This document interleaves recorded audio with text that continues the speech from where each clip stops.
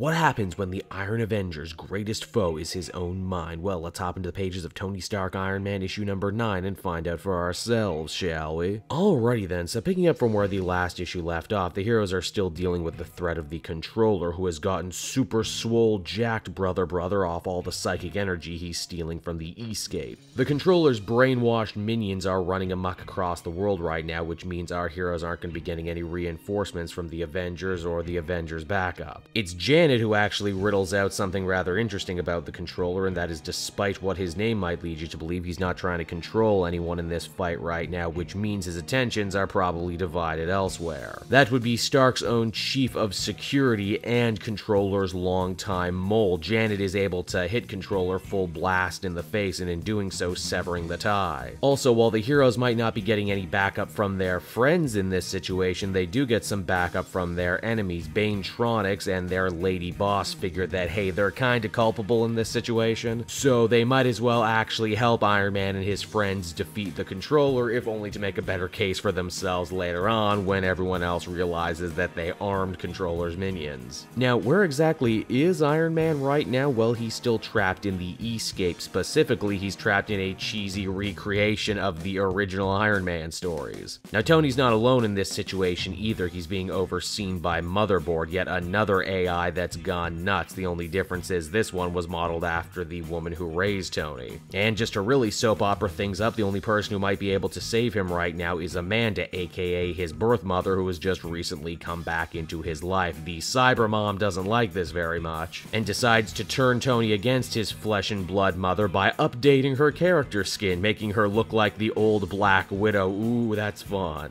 Amanda finds an unlikely ally in Machine Man Aaron Stack, who managed to get back into the Escape using his elite robot hacksaw skills. Machine Man also offers some very interesting mechanical insight into how and why exactly Motherboard went crazy. He says that it wasn't always her fault, it was the Controller tinkering with this place that corrupted her. And then in a weird, messed up way, recreating some of Iron Man's most famous moments from his past, where he's allowed to drink and gallivant and womanize, is the AI's weird way of trying to protect him from the harshness of the world.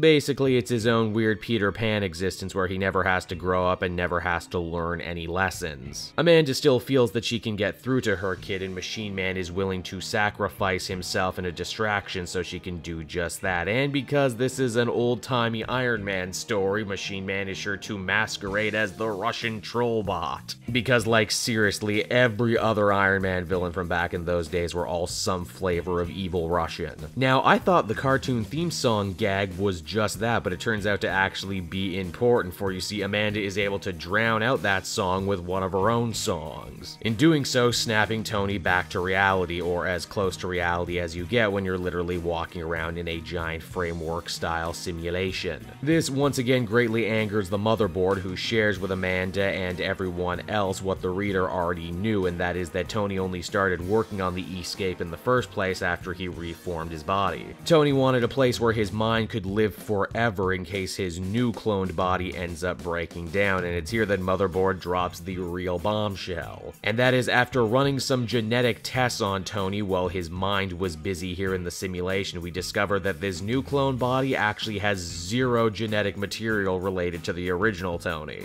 Meaning that the Tony we've been following around since his resurrection might as well be a completely brand new guy as far as genetics are concerned. Of course, Motherboard is the villain in this situation, and she could very well just be lying, but to find out for certain, we'll have to check back in the next issue. And so that was Tony Stark Iron Man issue number 9, everybody, and overall I thought this was a fun little blast from the past issue. Dan Slott and Zub certainly have a lot of fun, calling back to some of the more famous and cheesy moments in the Iron Avenger's life. It's also a nice little showcase for just how far Tony Stark has actually managed to come as a character. Beyond that, it's not really about him so much as it is the supporting cast, which Slott has done an excellent job building up over the previous 8 issues. It's as much their story as it is Iron Man's. Amanda gets to deal with her own inferiority complex over not being present for most of Tony's life, and Machine Man also gets to come full circle. First he was trying to ruin Iron Man, and now he's actively trying to save him. My only real complaint is I feel the storyline with the Controller is starting to drag just a little bit, but that's a minor complaint in the greater scheme of things. Overall, I'd give this a 7.5 out of 10. Oh, hey there, didn't see you come in. I'm Cape Joel. Thanks so much for watching to the end. end of the video. I'm just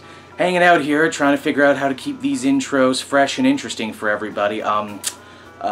Like the video, that would be nice, I'd appreciate it, but I'm not going to push you to do it. You can also follow me on Twitter and Facebook at Cape Joel, so you can keep up to date on what I'm doing next. I have an Instagram. I feel like I don't push the Instagram enough, but I have it. I have a backup gameplay channel as well. I get the feeling people who watch my comic content don't really want to watch me play video games, at least that's what the numbers would tell me, but it's the Joel Daily channel. You can also see me play games live on the Cape Joel Twitch. I got a tip jar down there, I got a Patreon page, got an Amazon wish list. Some of you were really nice to do that for me. That's where I get fun, cool sweaters like this off my Amazon wish list. I appreciate the people who do that. It's really nice of them. And yeah, that's all I got to say. Man, it's hard to try and keep these outros fresh sometimes, I tell you. But thanks again for watching, and I'll be back again later, just smacking those comics up, man. Just doing it. Did I call it comic smack because I make the smack sound, or am I saying that comics are my addiction and that's why it's comic smack? I dropped the comic smack after a bit because the channel is called Cape Joel. I should really have called it all comic smack from the beginning of with. Oh, well, hindsight's 20/20. Goodbye, everyone.